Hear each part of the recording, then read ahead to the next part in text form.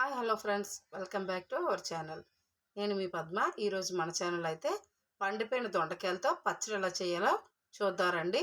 చాలా చాలా రుచిగా ఉంటుంది, కారకారగా పుల్ల పుల్లగా. ఇక్కడైతే స్టవ్ ఆన్ చేసి కళాయిలోని ఒక 4 స్పూన్ల వరకు ఆయిల్ అనేది వేసాను. ఇప్పుడు తాలింపు దినుసులు, ఆవాలు, జీలకర్ర, శనగమినపప్పు, పచ్చిశనగపప్పు వేసుకొని బాగా వేయించుకోవాలండి. ఆయిల్ హీట్ అయిన తర్వాత ఇక్కడైతే ఆయిల్ అయితే హీట్ అయింది. తాలింపు దినుసులన్నీ వేసుకొని బాగా వేయించుకోవాలి 1 నిమిషం పాటు.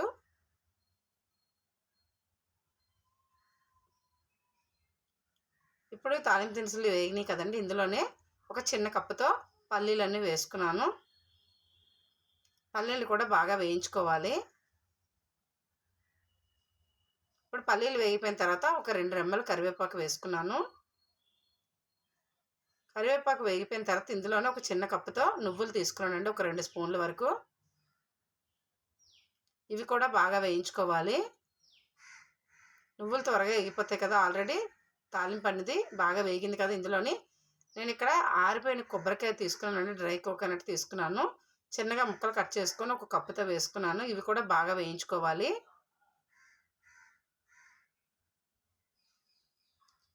ఇప్పుడు కొబ్బరికాయ కూడా వేగుతుంది కదా, ఇందులోనే ఒక 6 ఎండుమిర్చి, ఒక పచ్చిమిరపకాయ కారం సరిపడగా వేసుకున్నాను.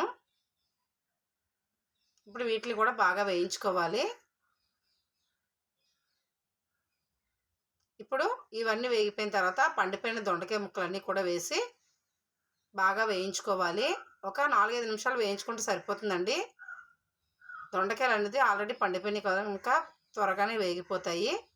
ఇప్పుడు దొండకాయలు కూడా బాగా వేగాయండి, కలర్ మారే కదా. ఇందులోనే 1 ఇంచు వరకు అల్లం ముక్కలు వేసుకున్నాను. అలాగే చిన్న నిమ్మకాయ సైజ్ అంతా చింతపండును కూడా వేసుకున్నాను. ఇక్కడ రుచికి సరిపడగా ఉప్పు ఇక్కడే వేసేసుకుంటున్నానండి, దొండకాయలకు పట్టేటట్టుగా. ఎందుకంటే దొండకాయలు పండిపోయినాయి కనుక ఉప్పు అనేది ఎక్కువ పడుతుంది, తీపి వచ్చేస్తాయి కదా. ఉప్పు, చింతపండు కూడా ఎక్కువ వేసుకున్నాను, 1.5 స్పూన్ వరకు ఉప్పు వేసుకున్నాను. ఇప్పుడు ఇవన్నీ కలిసేటట్టుగా బాగా కలుపుకోవాలి. చూడండి, ఇక్కడ దొండకాయలు, కొబ్బరి ముక్కలు కూడా మంచి కలర్ అనేవి వచ్చినాయి కదా. ఇప్పుడు వీటిని 4-5 నిమిషాలు బాగా వేయించుకున్న తర్వాత ఫ్యాన్ గాలికి ఒక 10 నిమిషాల పాటు పెట్టుకోవాలి. ఇప్పుడు చల్లారిపోయిన దొండకాయ ముక్కలన్నీ కూడా మిక్సీ జార్లో వేసుకొని పచ్చడి అనేది చేసుకోవాలండి.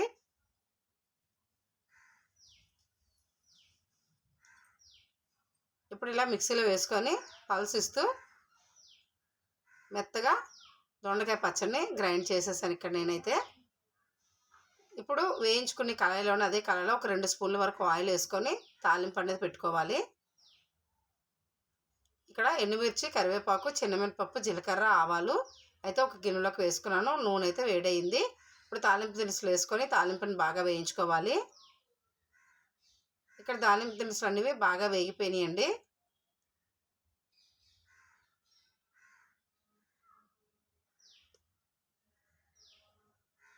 ఇలాగ వేగిన తర్వాత ఇప్పుడు మిక్సీ చేసి పెట్టుకున్న దొండకాయ పచ్చడిని అందులో వేసుకొని బాగా కలుపుకోవాలి.